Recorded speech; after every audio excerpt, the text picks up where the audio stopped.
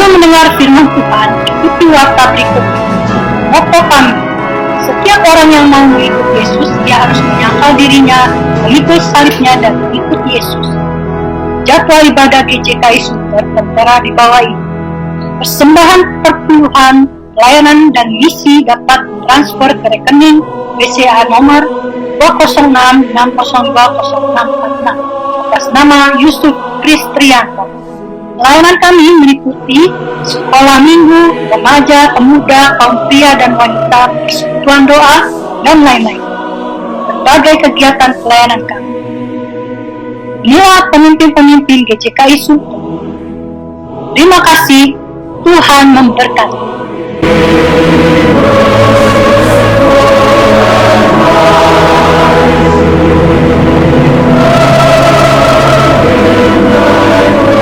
Shalom saudara-saudara yang sangat berharga di hati Tuhan.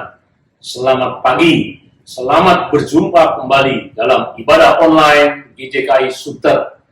Saya percaya berkat Tuhan telah disediakan dalam ibadah pagi ini untuk saudara-saudara semua. Mari kita siapkan hati memasuki ibadah pagi hari ini. Kita saat teduh sejenak.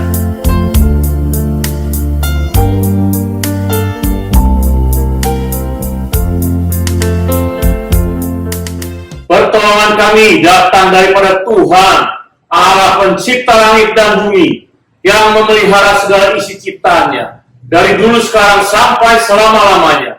Turunlah kasih karunia dari Allah Bapa, cinta kasih daripada Tuhan Yesus, di dalam persekutuan Roh Kudus, memberkati ibadah ini, dari awal, pertengahan, hingga pada akhirnya. Haleluya, amin.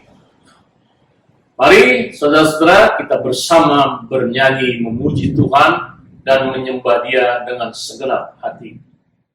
Shalom, selamat berjumpa kembali dalam ibadah online Gereja Jemaat Kristus Indonesia Sunter. Kiranya kasih sukacita Tuhan melingkupi setiap kita saat ini. Sebelum kita menaikkan pujian penyembahan, saya mengajak Bapak Ibu untuk bangkit berdiri membaca Mazmur yang diambil dari Mazmur 90 ayat 1 sampai 5. Demikian bunyi firman Tuhan. Doa Musa, abdi Allah. Tuhan, Engkaulah tempat perteduhan kami turun-temurun.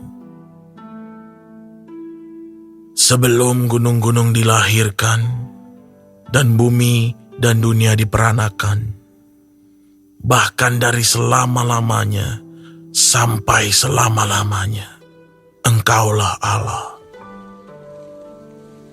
Engkau mengembalikan manusia kepada debu dan berkata, "Kembalilah, hai anak-anak manusia.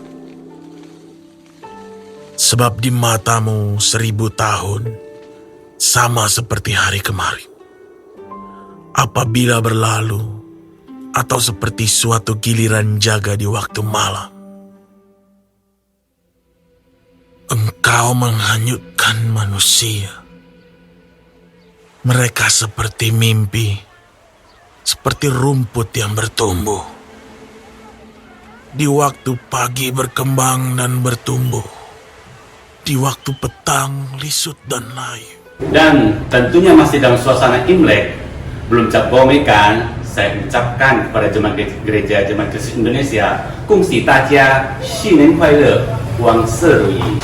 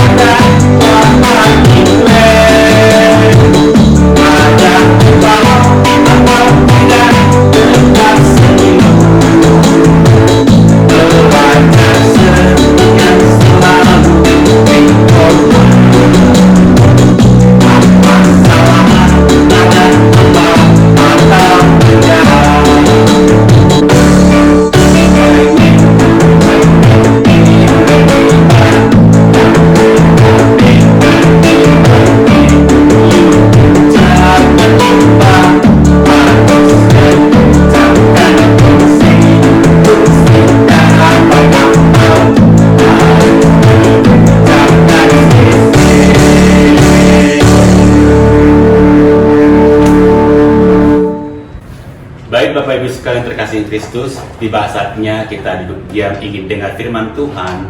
Dan minggu lalu kita sama-sama merayakan Happy Valentine. Tentu wujud kasih kita terhadap pasangan, baik orang tua maupun sahabat. Tentu lagu ini menguatkan kita di pagi hari ini, yaitu kasih pasti lemah lembut.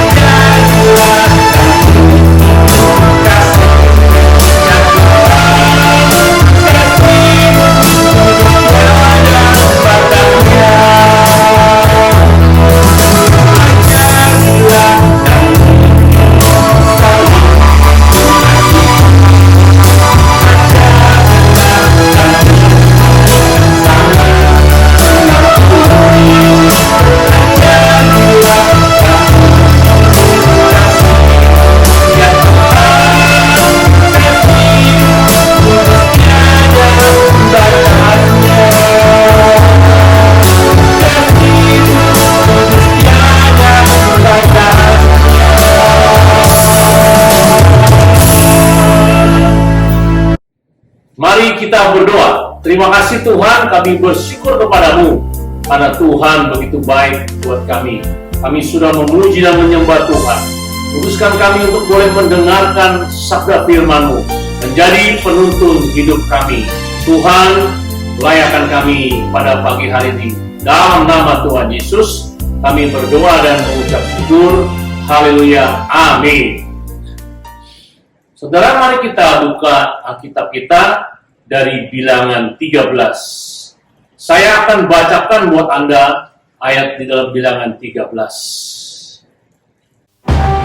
Tuhan berfirman kepada Musa, "Suruhlah beberapa orang mengintai tanah Kanaan yang akan kuberikan kepada orang Israel.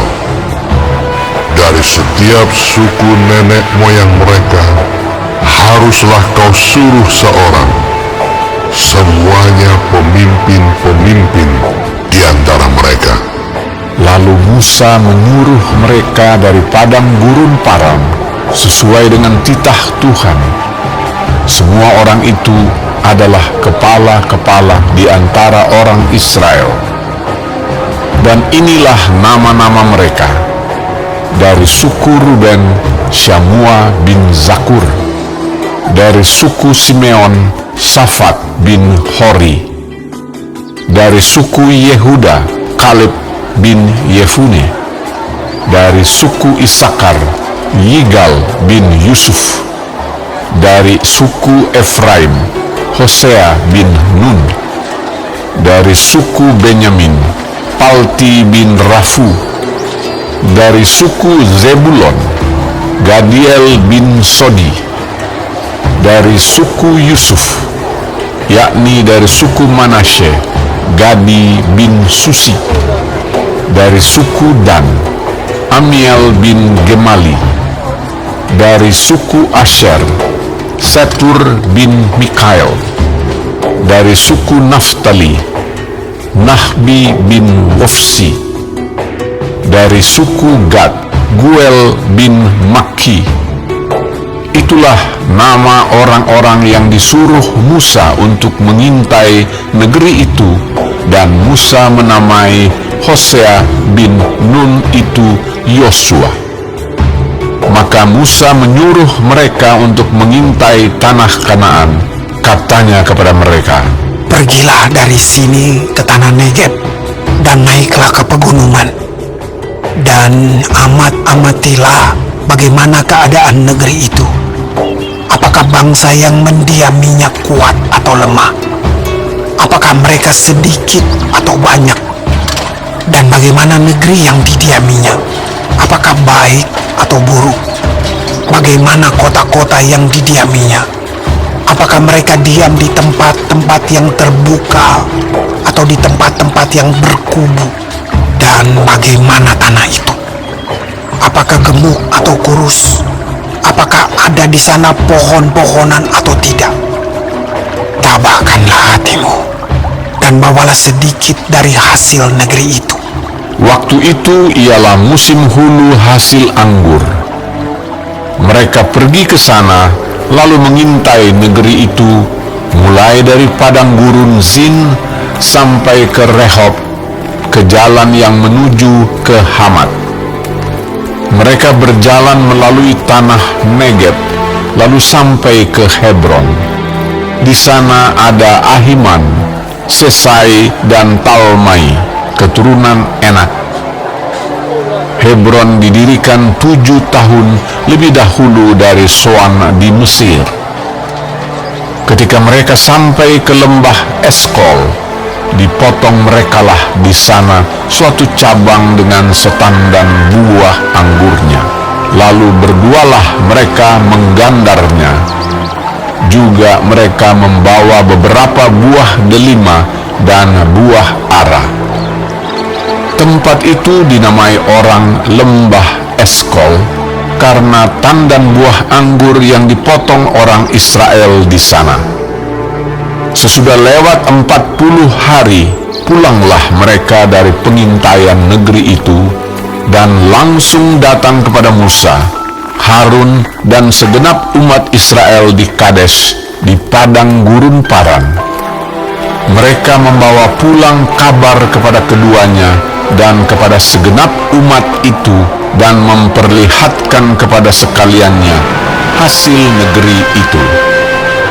Mereka menceritakan kepadanya, "Kami sudah masuk ke negeri kemana kau suruh kami. Dan memang negeri itu berlimpah-limpah susu dan madunya. Dan inilah hasilnya. Hanya bangsa yang diam di negeri itu kuat-kuat, dan kota-kotanya berkubu dan sangat besar. Juga keturunan Enak telah kami lihat di sana.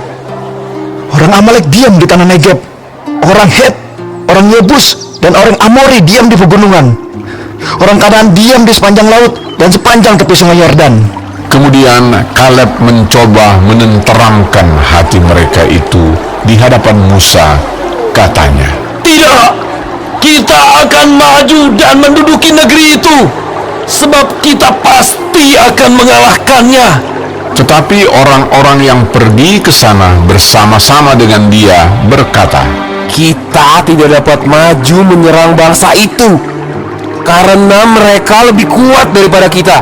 juga mereka menyampaikan kepada orang Israel kabar busuk tentang negeri yang diintai mereka dengan berkata, Negeri yang telah kami lalui untuk diintai adalah suatu negeri yang memakan penduduknya, dan semua orang yang kami lihat di sana adalah orang-orang yang tinggi-tinggi perawakannya. Juga kami lihat di sana orang-orang raksasa, orang enak yang berasal dari orang-orang raksasa, dan kami lihat diri kami seperti belalang, dan demikian juga mereka terhadap kami. Hari ini kita akan belajar bagaimana 12 pengintai yang ditugaskan Tuhan mengintai tanah Kanaan. Bagaimana respon mereka setelah mengintai dan dampaknya bagi bangsa Israel. Saudara, awal mulanya Tuhan berfirman kepada Musa untuk menugaskan beberapa orang mengintai tanah Kanaan. Lalu dipilihnya dari 12 suku itu, satu orang mewakili tiap suku. Jadi jumlahnya 12 orang. Di antaranya ada Kaleb bin Yefun dari suku Yehuda dan Hosea bin Nun atau Yosua dari suku Efraim.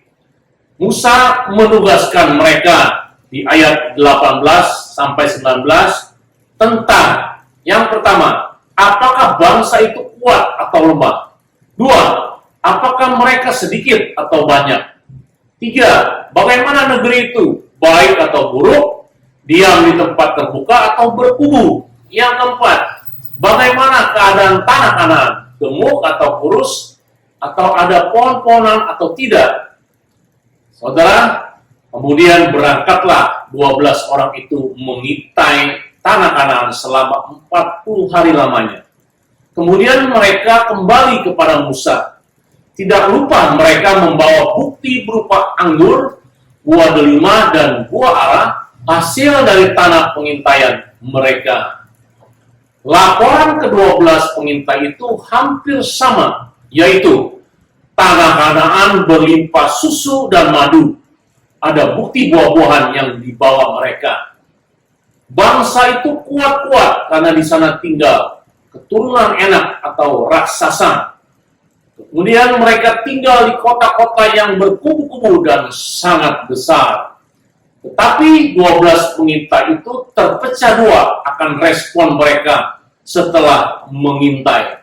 Kelompok pertama terdiri dari 10 orang mempunyai respon negatif, bahwa mereka menjadi takut menghadapi bangsa di tanah Kanaan karena mereka lebih kuat daripada bangsa Israel, bahkan dilebih-lebihkan dalam laporannya. Saudara ingat, respon negatif ini berdampak kepada seluruh bangsa Israel, sehingga mereka semuanya bersungut-sungut. Kelompok kedua, yaitu Kaleb bin Yefune dan Yosua bin Nun, mempunyai respon positif, bahwa mereka akan dapat mengalahkan bangsa Kanaan tersebut, walaupun bangsa tanah Kanaan itu keturunan enak atau raksasa. Akhirnya timbullah perdebatan terhadap dua kelompok tersebut. Kelompok pertama yang merupakan mayoritas akhirnya dapat mempengaruhi seluruh bangsa Israel sehingga mereka bersungut-sungut kepada Musa dan Harun. Padahal kelompok minoritas yaitu Yosua dan Kaleb sudah meyakinkan dengan mengoyakkan pakaian mereka bahwa Tuhan akan memberi kemenangan kepada bangsa Israel dalam melawan bangsa-bangsa di tanah Kanaan. Tetapi sebagian besar bangsa Israel memihak kepada kelompok mayoritas dan terus bersungut-sungut, bahkan mau melemparkan batu kepada Yosua dan Kaleb. Akhirnya Tuhan sendiri turun tangan mengatasi kemelut dalam keributan tersebut. Yang jadi pertanyaan kita, Mengapa respon kelompok mayoritas sangat berbeda dengan respon kelompok minoritas? Apa sebabnya? Hal inilah yang akan kita bahas untuk mengambil pelajaran untuk zaman sekarang. Karena Paulus mengatakan kepada jemaat Korintus bahwa peristiwa bangsa Israel di padang gurun merupakan contoh dan dituliskan untuk menjadi peringatan bagi manusia yang hidup pada zaman air tiba. Dari 1 Korintus 10 ayat 11. Mari kita lihat apa kata Tuhan tentang kedua kelompok ini. Kelompok pertama mewakili mayoritas suku bangsa Israel. Respon negatif kelompok ini disebut Tuhan telah menista Tuhan. Menista di dalam bahasa Indonesia berarti merendahkan dan menghina. Jadi, respon kelompok mayoritas itu sangat menghina dan merendahkan Tuhan. Mengapa demikian? Tuhan berkata, berapa lama lagi mereka tidak mau percaya kepadaku, sekalipun sudah ada segala tanda mujizat yang kulakukan di tengah-tengah mereka, di ayat 11. David Paulson menulis kejadian ini terjadi 3 bulan setelah bangsa Israel keluar dari Mesir. Saudara, Tuhan sudah melakukan banyak mujizat dari Mesir, yaitu 10 tulah. Tuhan menjaga dengan tiang api dan tiang awan, membelah laut lewat Musa, memberikan roti mana dan burung puyuh dan lain-lain. Tetapi mujizat yang begitu banyak, mereka masih meragukan kuasa Tuhan. Di hadapan Tuhan, hal ini sangat menghina dan merendahkan Tuhan. Sehingga Tuhan mau menghukum kelompok ini. Mengapa mereka sampai ketakutan dan tidak percaya kuasa Tuhan? Karena mereka melihat bangsa Kanaan lebih kuat dan besar dari mereka. Mata mereka membandingkan bangsa Kanaan dengan diri mereka sendiri. Memang, saudara, kenyataannya rata-rata tinggi bangsa Israel jauh lebih pendek atau kecil daripada bangsa Kanaan yang keturunan Enak atau raksasa. Mata mereka dibutakan oleh kelemahan mereka sendiri. Beda dengan kelompok minoritas, yaitu Yosua dan Kaleb. Memang mereka mengakui kenyataannya hal yang sama dengan kelompok mayoritas, bahwa bangsa Kanaan adalah bangsa yang kuat dan lain-lain. Tetapi cara pandang mereka berbeda. Mereka membandingkan bangsa Kanaan itu dengan kuasa Tuhan yang mereka alami sendiri di dalam perjalanan di padang gurun. Mereka yakin dengan kuasa Tuhan, mereka pasti akan mengalahkan bangsa Kanaan yang kuat, walaupun mereka kecil dan lemah. Karena yang berperang bagi mereka adalah Tuhan yang Maha Kuasa. Mengapa kelompok minoritas mempunyai pola pikir yang demikian? Tuhan berkata sendiri tentang Kaleb di ayat 24. Kaleb lain jiwa yang ada padanya, dan ia mengikuti Tuhan dengan sepenuh hati. Apa artinya kalimat ini? Saudara, jiwa berisi pikiran, perasaan, dan kehendak. Menurut saya, pola pikir Kaleb berbeda, karena setiap firman dan tindakan Tuhan yang ajaib selalu diperhatikan dan diingat dengan seksama, serta direnungkan. Sehingga Kaleb sangat mengenal siapa itu Tuhan yang Maha Kuasa. Mulai dari 10 tulah di Mesir, peristiwa Gunung Sinai, tiang api, tiang awan, membelah laut, roti mana, Tuhan memberikan burung puyuh, dan lain-lain. Semua diingat oleh Kaleb. Pola pikir perenungan akan firman dan tindakan Tuhan menghasilkan iman yang bertumbuh di dalam diri Kaleb, sehingga kepercayaannya tidak goyah menghadapi setiap masalah. Yosua pun demikian, karena beliau adalah asisten Musa dan sangat dekat dengan Musa, dan itu menghasilkan keintiman yang membuahkan iman yang sama dengan Musa. Merenungkan firman Tuhan dan melakukannya membuat seorang menjadi berhasil dalam iman dan kehidupannya. Itu yang dikatakan dalam Mazmur 1.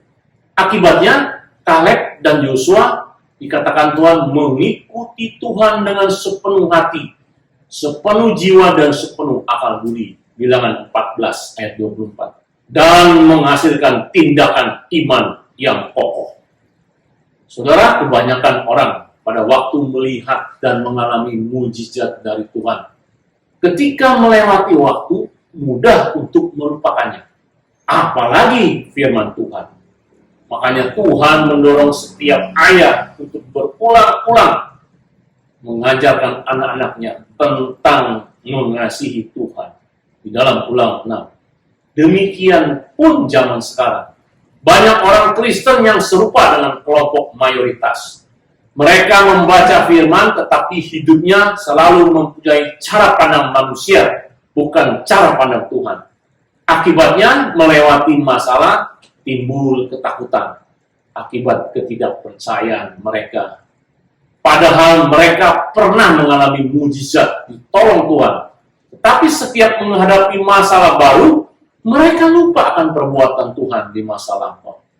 Akhirnya mereka menjadi mati rohani di zaman sekarang.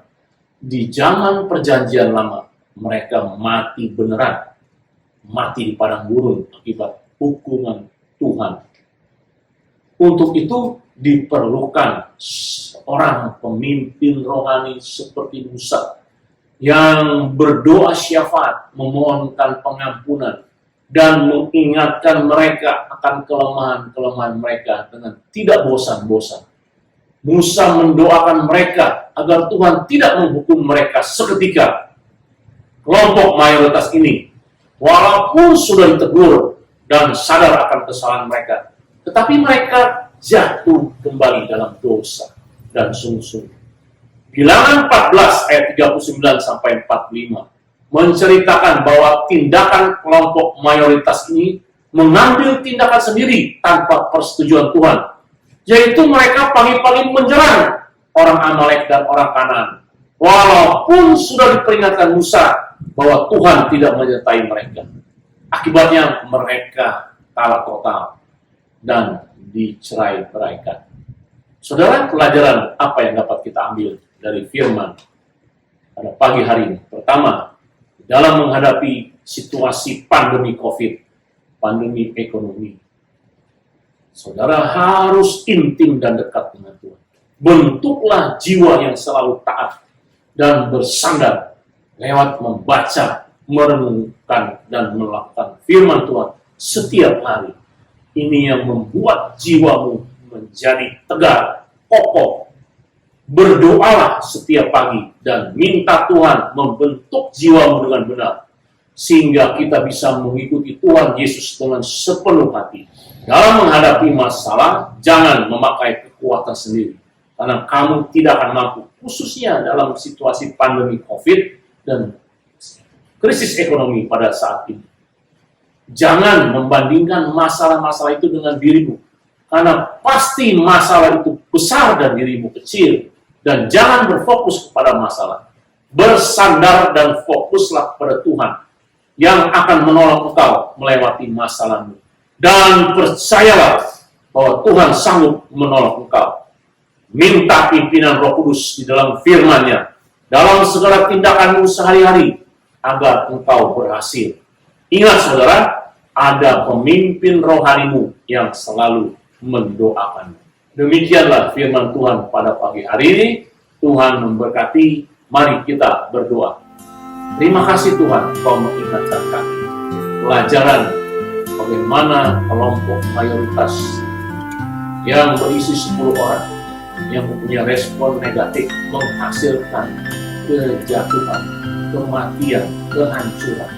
Tetapi kelompok minoritas yang terdiri dari 2 orang, dia tetap kokoh karena dia sungguh percaya pada Tuhan, firman-Mu yang menguatkan dia, dan pengalaman hidup mereka menghasilkan ketekunan iman.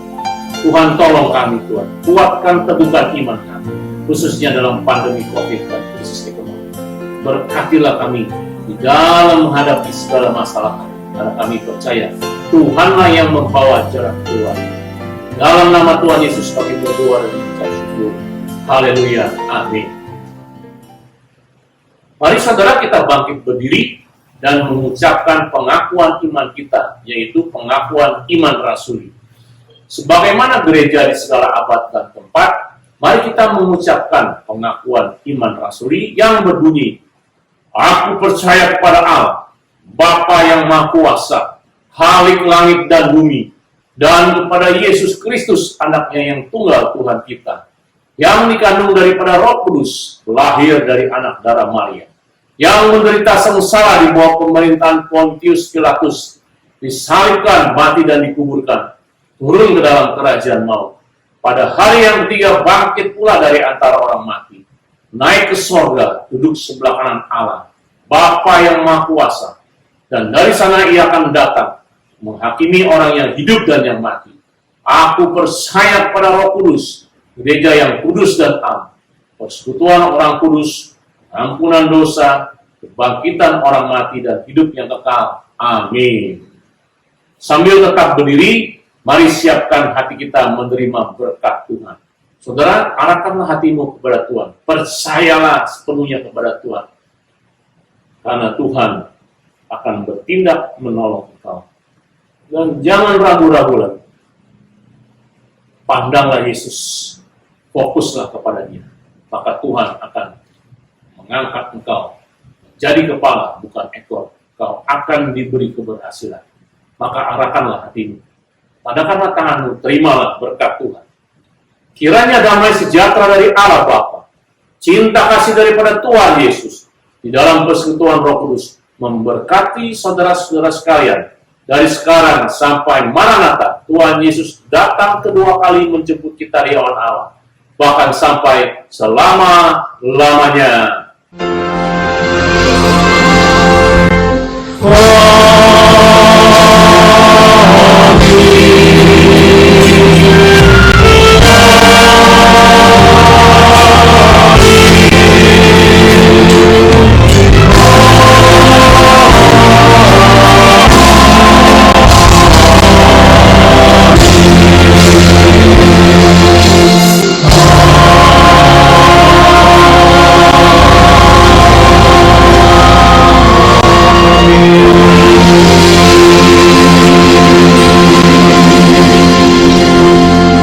Silakan duduk, saudara-saudara.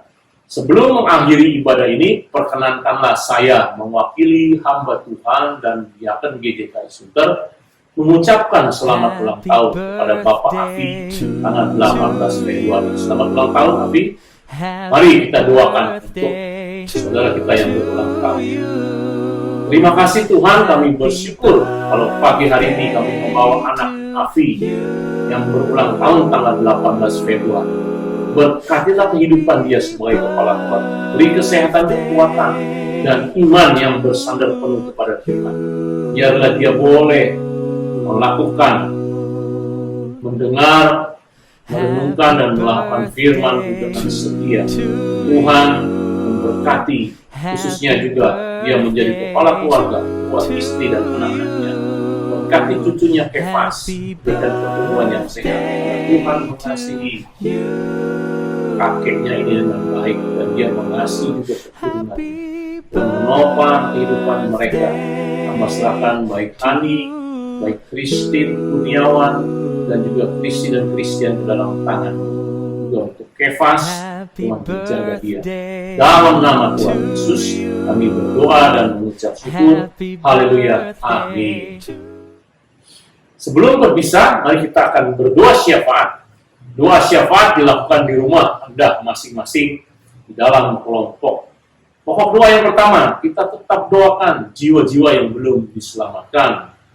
Kita doakan juga bangsa dan negara, Presiden Jokowi dan menteri-menterinya dalam memimpin dan menangani krisis COVID-19, krisis ekonomi, dan sekarang krisis bencana alam. Karena sekarang banyak terjadi kebanjiran di mana-mana. Biar Pak Jokowi boleh mengatur lewat Menteri Sosial menolong masyarakat dengan baik. Juga doakan dokter-dokter, perawat, dan juga pasien COVID yang supaya Tuhan menjamah mereka dan tidak terjadi penularan yang terus-menerus. Terus kita mendoakan untuk GJKI Nasional GJKI Agape dan GJKI Sunter. Kita doakan setiap hamba Tuhan, diaken GJKI Sunter, dan jemaat-jemaat yang mengalami masalah di dalam ekonomi, kesehatan, dan lain-lain.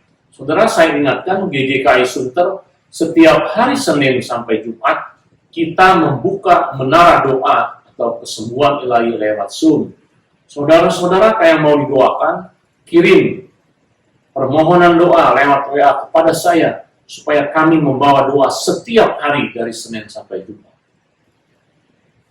Setelah itu, kita akan sharing kelompok dengan menjawab pertanyaan di bawah ini. Jawablah pertanyaan di bawah ini. Yang pertama, apa sebab respon kelompok mayoritas negatif menurut Anda? Yang kedua, apa sebab respon kelompok minoritas positif menurut Anda? Yang ketiga, pelajaran apa yang saudara dapat dari firman pada pagi hari ini? Terima kasih saya ucapkan untuk Anda yang menonton ibadah online GJKI Sunter sampai saat ini. Saya percaya Tuhan selalu menolong, menopang, dan memberkati saudara. Sampai ketemu minggu depan di dalam kebaktian online selanjutnya. Tuhan memberkati. Shalom.